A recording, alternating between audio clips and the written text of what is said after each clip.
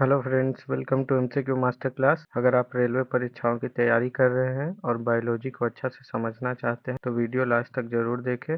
आज हम पिछले वर्षों में पूछे गए एनिमल किंगडम से जुड़े हुए कुछ महत्वपूर्ण बायोलॉजी के सवालों को विस्तार से समझेंगे, जिससे आपका कॉन्सेप्ट और मजबूत होगा और परीक्षा में सफलता का चांस बढ़े। चलिए बायोलॉजी को सरल और मजेदार बनाते हैं। चैनल को सब्सक्राइब करें, ये आपके लिए तो फ्री है, पर हमें इससे आपके लिए और नए नए वीडियो बनाने का मोटिवेशन मिलता है। और बेल आइकन दबाना न भूलें ताकि आने वाला कोई भी नया वीडियो सबसे पहले आप तक। ये रही हमारे चैनल के बारे में कुछ जानकारी, इसे आप पॉज करके पढ़ सकते हैं। ये हमारा टेलीग्राम चैनल, यहाँ ऑलरेडी 71 लोग सब्सक्राइब कर चुके हैं। आप इस लिंक के माध्यम से या इस क्यूआर कोड को स्कैन करके आप ज्वाइन कर सकते। तो स्टार्ट करते हैं। पहले हम लोग थ्योरी का थोड़ा ओवरव्यू देखेंगे, उसके बाद से रिलेटेड क्वेश्चन करते। जो टैक्सोनॉमी टर्म है को क्वाइंट किया था, मतलब सबसे पहले बताया था अगस्टस पायरन डे कैंडोल 1813। टैक्सोनॉमी जो वर्ड है वो दो वर्ड से मिल के बना हुआ है।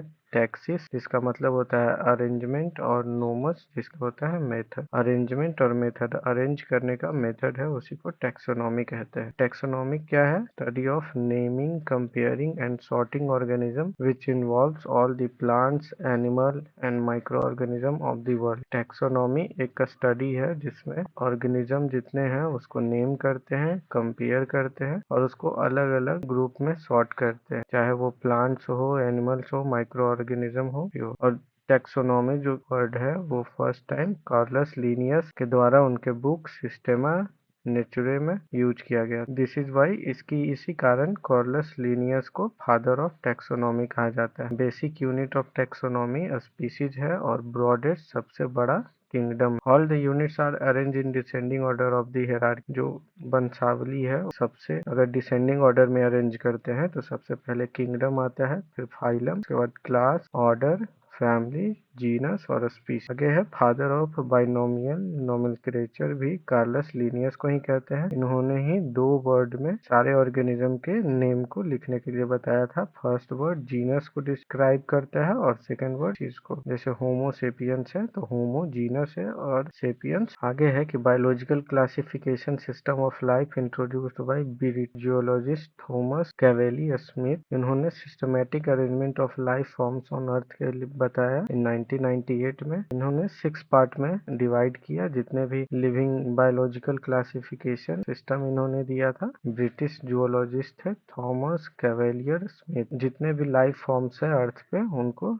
इन्होंने अरेंज किया था, 6 पार्ट में अरेंज किया, जिसका नाम है एनिमेलिया, प्रोटोजोआ, फंगस, प्लेंटाई, क्रोमिस्टा और बैक्टीरिया। और फिर 5 किंगडम सिस्टम कौन दिया था? ये आर.एच. व्हिटकर ने दिया था। इसको बेसिक फॉर्म ऑफ क्लासिफिकेशन कहते हैं। मोड ऑफ न्यूट्रिशन के आधार पे 5 किंगडम है कि किस तरह से प्लांट न्यूट्रिशन ले रहा है, को किंगडम पे क्लासिफाई किया है। जैसे मोनेरा है, प्लांटाई है और एनिमल। इन्होंने क्लेम किया था कि simplest form of unicellular organism है, वो डिपिक्ट करता है both autotrophic and heterotrophic mode of nutrition. R H. Whittaker ने बताया था कि जो सबसे सिंपलेस्ट फॉर्म है यूनिसेलुलर ऑर्गेनिज्म, वो ऑटोट्रोपिक और हेटरोट्रोपिक दोनों मोड ऑफ न्यूट्रिशन से अपना काम चलाता है। जैसे ऑटोट्रोपिक खुद से भी बनाता है और दूसरे पे भी डिपेंडेंट। आगे है major ranking taxonomical hierarchy. Taxonomical hierarchy में कौन कौन सा रैंक? जैसे सबसे पहला है डोमेन, ये हाईएस्ट रैंक जो ऑल फॉर्म ऑफ लाइफ को इंक्लूड करता है। 3 डोमेन है,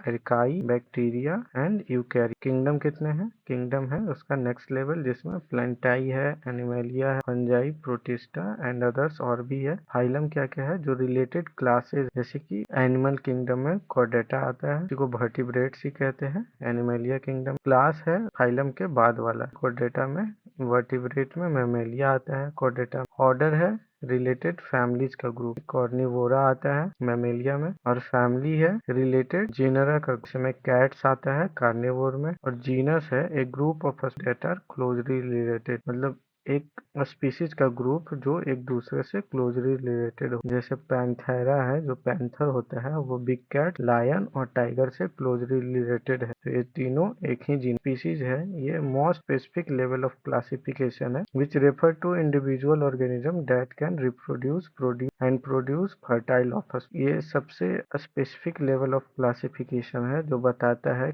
कोई भी इंडिविजुअल ऑर्गेनिज्म रिप्रोड्यूस कर सकता है और फर्टाइल ऑफस्प्रिंग पैदा कर सकता है, जैसे पैंथेरा लियो। लायन को पैंथेरा लियो कहते हैं। ये इसका मॉडर्न टैक्सोनॉमी है, वो फाइलोजेनेटिक्स को यूज करता है, जिसका फोकस है कि involuntary relationship to classify organism. Evolutionary जो रिलेशन है, जैसे कैसे कैसे करके इवॉल्व हुए हैं, उसका यूज करता है ऑर्गेनिज्म को क्लासिफाई करने में। मॉडर्न टेक आगे है प्रोटिस्टा। प्रोटिस्टा अभी बताते हैं, ये एक किंगडम है यूकैरियोटिक माइक्रो। उस तरह के जितने भी ऑर्गेनिज्म है वो प्रोटिस्टा में आते हैं। जो दूसरे किंगडम जैसे प्लेंटाई, एनिमेलिया या सेट नहीं हो पाते हैं, वो प्रोटिस्टा में होते हैं। प्रोटिस्ट जो होते हैं वो यूनिसेलुलर या मल्टीसेलुलर दोनों हो सकते हैं और उनमें कैरेक्टर एनिमल्स का प्लांट स्पीसीज पे डिपेंडिंग उनका कैरेक्टर हो। और फिर कुछ की कैरेक्टरिस्टिक प्रोटिस्टा का, जैसे वो यूकैरियोटिक, उनमें एक वेल डिफाइंड न्यूक्लियस होता है और मेम्ब्रेन बाउंड और डाइवर्स मॉर्फोलॉजी है, जैसे दे कैन बी यूनिसेलुलर, जैसे अमीबा है। अमीबा भी एक प्रोटिस्टा है और एल एक multicellular organism. Mode of nutrition 3 हो सकते हैं, जैसे ऑटोट्रॉपिक हो सकते हैं, हेट्रोट्रॉप, मेसोट्रॉप। प्रोटिस्टा सच जो एल्गी जैसे वो क्लोरोफिल कंटेन करता है और फोटोसिंथेसिस कर सकता है, तो वो ऑटोट्रॉपिक में आए। हेट्रोट्रॉपिक है जिसमें प्रोटिस्टा ऑर्गेनिक मटेरियल को कंज्यूम कर का खाना खुद बनाते हैं एंड आते हैं। और है मेसोट्रॉप। कुछ स्पीसीज हैं जो दोनों फोटोसिंथेसिस भी करते हैं और फूड भी कंज्यूम करते हैं, एनवायरनमेंट पे डिपेंड, तो वो मेसोट्रॉप। आगे है मूवमेंट के आधार पे। प्रोटिस्टा अलग अलग तरह स्ट्रक्चर को यूज करके मूव कर सकते हैं, जैसे cilia, flagella, pseudopodia. Pseudopodia false feet को कहते हैं। वो फीट नहीं होता है पर वो चलने में मदद करता है, फॉल्स फीट का। सीलिया होता है पैरामीशियम, फ्लैजिला होता है यूग्लिना, स्यूडोपोडिया होता है अमीबा। रिप्रोडक्शन वो कैसे करते हैं? रिप्रोड्यूस एसेक्सुअली, वो एसेक्सुअली रिप्रोड्यूस करते हैं। बाइनरी फिजन या गैमेट फॉर्मेशन, या सेक्सुअली भी रिप्रोड्यूस करते हैं, जैसे गैमेट और कॉन्जुगेशन। और मेजर ग्रुप प्रोटिस्टा में वो है प्रोटोजोआ। ये एनिमल लाइक प्रोटोजोआ कहते हैं। ये यूनिसेलुलर होते हैं, हेट्रोट्रॉपिक होते हैं और ऑप्शन मोटाइल भी हुआ, पैरामीशियम और प्लाज्मोड। एल्गी जो प्लांट लाइक जो प्रोटिस्ट वो एल्गी है, ऑटोट्रॉपिक है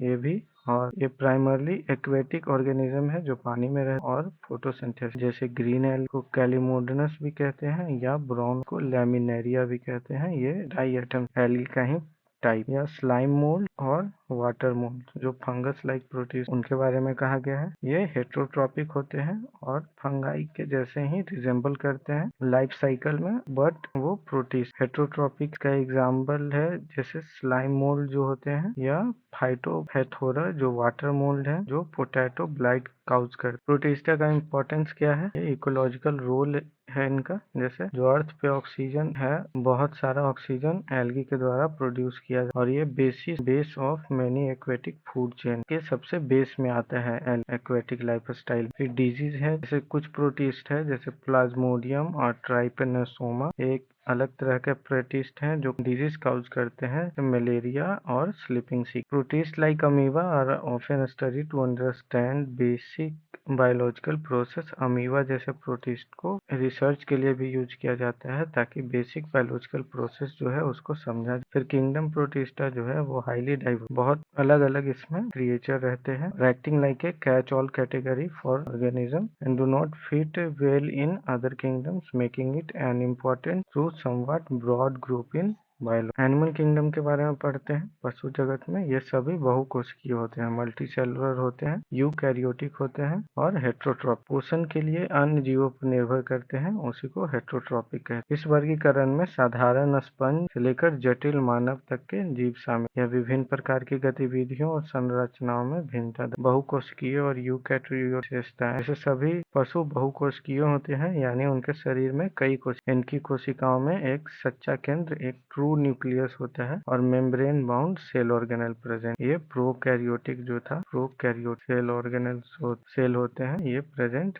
नहीं। हेट्रोट्रॉपिक देखते हैं, पशु अपना भोजन स्वयं नहीं बना सकते और अपने पोषण के लिए अन्य जीवों पर निर्भर कर शाकाहारी हर्बीवोरस, मांसाहारी कार्निवोरस, सर्वाहारी ओमनिवोरस या परजीवी पैरासाइट हो। सेल वॉल के बारे में, सेल वॉल का इसमें अभाव होता है, एनिमल सेल में सेल वॉल नहीं होता है। पौधों और कवकों के विपरीत पशुओं की कोशिकाएं में कोई कठोर कोशिका भित्ति सेल वॉल नहीं होती है, जिससे ये अधिक गतिशील और लचीले होते। टिश्यू ऑर्गेनाइजेशन इसमें अधिकांश पशुओं में अच्छी तरह विकसित ऊतक होते हैं जटिल जीवों में और अंगों में या ऑर्गन सिस्टम का निर्वहन करते हैं। पाचन, श्वसन, परिसंचरण और तंत्रिका गतिशीलता होती है इनमें। अधिकांश पशु स्वतंत्र रूप से चलने फिरने में सक्षम होते हैं। कुछ सेंसाइल होते हैं जैसे कि स्पंज, लेकिन उनके जीवन का चक्र में कुछ चरण गतिशील हो सकते। आगे है रिप्रोडक्शन, प्रजनन। अधिकांश पशु यौन प्रजनन सेक्सुअल रिप्रोडक्शन द्वारा प्रजनन करते हैं और कुछ अलैंगिक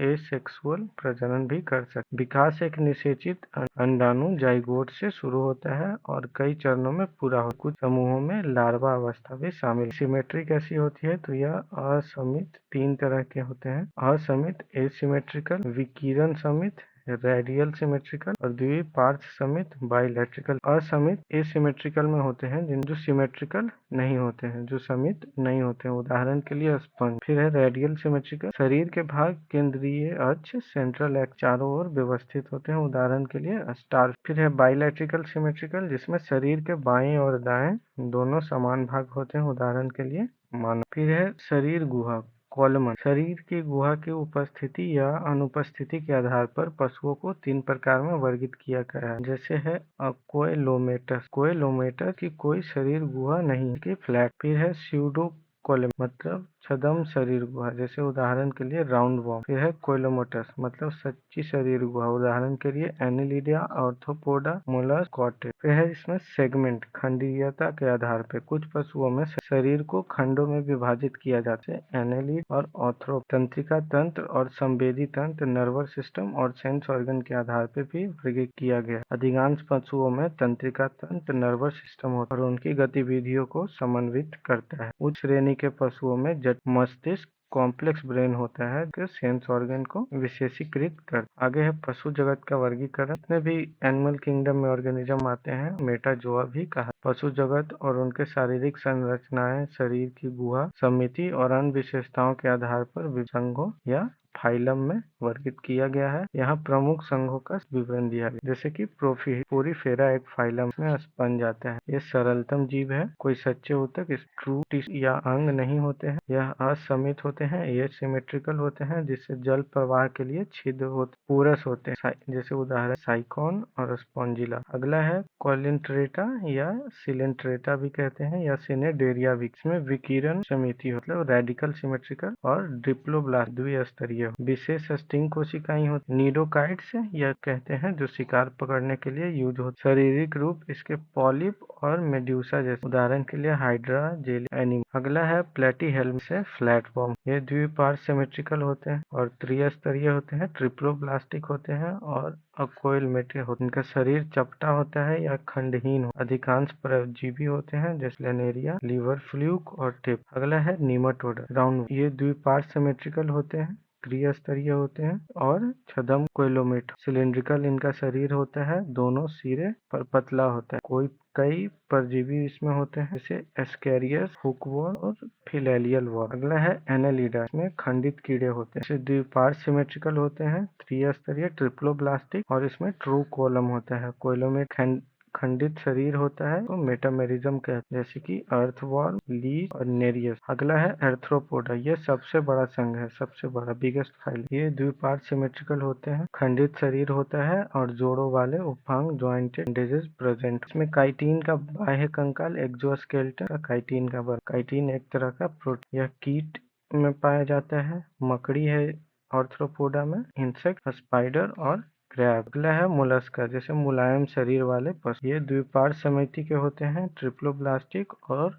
ट्रू कॉलन कोइलमेट परजीवी। ये मुलायम होते हैं, खंडहीन शरीर इनका होता है और अक्सर खोल द्वारा संरक्षित, स्नेल, ऑक्टोपस और क्लैम। अगला है इक्नोडर्माटा, जैसे कांटेदार त्वचा वाले पशु। वयस्क अवस्था में विकिरण समिति और लार्वा में द्विपार्श्व समिति। जब बड़े हो जाते हैं तो इसमें रेडिकल सिमेट्रिकल होता है और लार्वा अवस्था में द्विपार्श्व समिति। कैल्शियम युक्त प्लेटों से बना हुआ इनका अंतःकंकाल हो। चलने के लिए जल संबंधी तंत्र, वाटर वेस्कुलर सिस्टम यूज करते हैं। स्टार, सी अर्चिन्स और सी ककम। और डेटा है अगला कैसेर और इनके रिश्तेदार वर्टिब्रेट्स आते हैं, जैसे द्विपार्श्व सिमेट्रिकल होते हैं, त्रिस्तरीय, ट्रिप्लोब्लास्टिक और टू कोलमेट। जीवन चक्र के किसी चक्र में नेमाटोड और डोर्सल नर्व और फ्राइगल स्लिट्स प्रेजेंट होते हैं। इनमें 3 सब फाइलम होते हैं जैसे यूरिकॉर्डेटा, सिफेलोकॉर्डेटा और वर्टिब्रेट। यूरिकॉर्डेटा में सीडियन आते हैं, सेफलोकॉर्डेटा में लैंसेट्स आते हैं और वर्टिब्रेट में स्तनधारी पक्षी, सरीसृप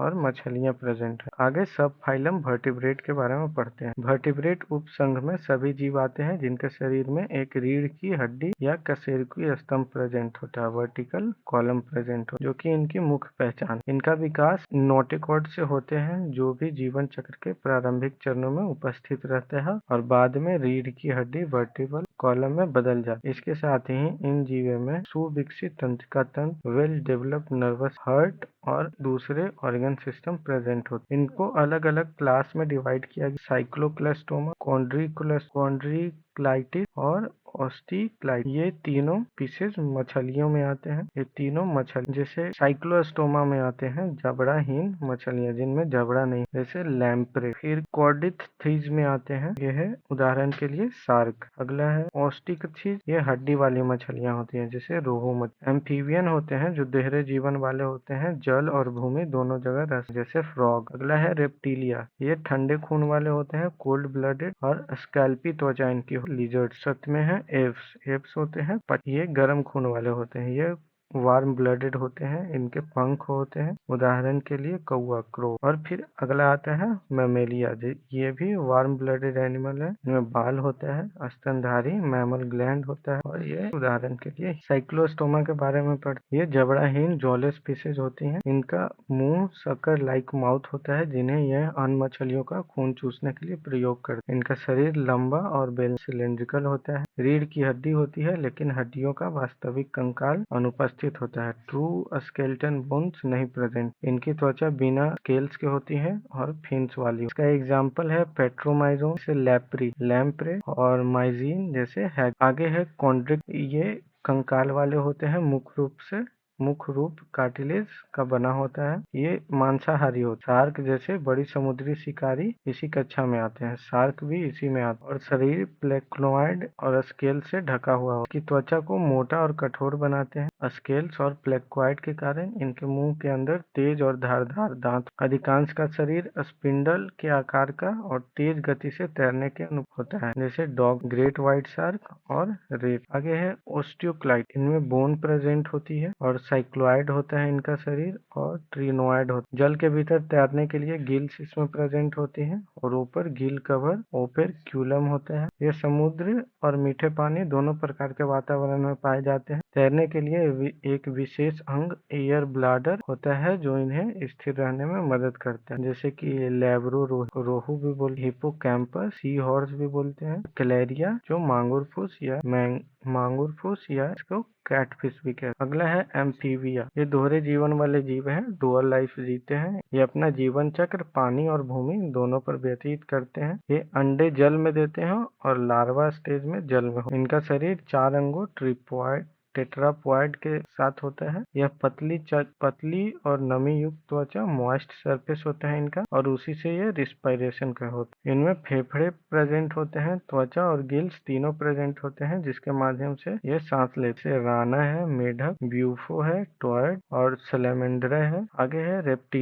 रेप्टिलिया में शरीर होता है वो स्केल्स से ढका हुआ, कोल्ड ब्लडेड होते हैं और ये श्वसन के लिए हमेशा लंग्स का प्रयोग करते हैं, फेफड़ों का प्रयोग करते हैं। इनके अंडे कठोर खोल हार्ड सेल वाले। अधिकांश रेप्टाइल भूमि पर रहते हैं और चलने के लिए 4 अंग टेट्रापॉड्स होते हैं और ये अपने शरीर के तापमान को नियंत्रित नहीं कर सकते, एक्सोथर्मिक होते। कोल्ड ब्लडेड जो एनिमल होते हैं वो एक्सोथर्मिक होते हैं और हॉट ब्लडेड एनिमल वो नियंत्रित कर सकते। एग्जाम्पल के लिए कैलोटस, नाजा और टेस्टुडो जैसे कछुआ, कोबरा और गार्डन लीज। अगला है एप्स हैं पक्षियों के प्रमुख पहचान उनके पंख, फेदर, चोंच, बीक और उड़ने की क्षमता फ्लाइट के कारण होती है। इनका शरीर हवा में उड़ने के लिए हल्की हड्डियां न्यूमेटिक बोन से बना हुआ होता है। इनका हार्ट 4 चैम्बर्ड हार्ट होता है और ये अंडे द्वारा प्रजनन करते हैं, ओविपेरस होते हैं और ये वार्म ब्लडेड होते हैं, शरीर के तापमान को नियंत्रित करते हैं। एग्जाम्पल के लिए कोलुम्बा, कबूतर या पिजन भी कहते हैं, कॉर्वस